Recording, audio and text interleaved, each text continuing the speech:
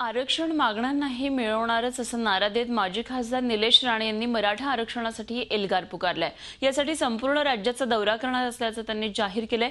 महाराष्ट्रभर आरक्षणाच्या गरजेबाबत जागर करण्यासाठी आणि आपल्या हक्कांची जाणीव करून देण्यासाठी हा दौरा असेल असं राणेंनी म्हटलेलं आहे। यासाठी 11 जुलैला मुंबईमध्ये मोर्चा काढणार असल्याची माहिती त्यांनी दिली आहे। यावेळी त्यांनी राज्य सरकारवर जोरदार टीका केली आहे। आरक्षणासाठी लाठ्या काठ्या खाव्या लागल्या तरी चालेल, प्रसंगी रस्त्यावरही उतरू, पण आरक्षण मिळवूच असा इशारा निलेश राणे यांनी दिला आहे।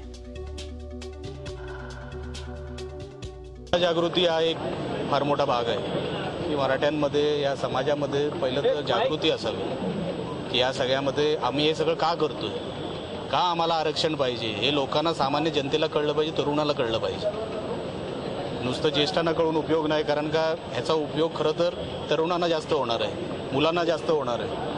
याच्यासाठी त्यांना जागृत करणं, त्यांना घराच्या बाहेर काढणं, त्यांना जागृत करणं, त्यांना माहिती देणं हे आमचं काम आहे। आणि रस्त्यावर 11 तारखेला आणणं आणि या सरकारला धडा शिकवणं हा एक त्याच्यातला।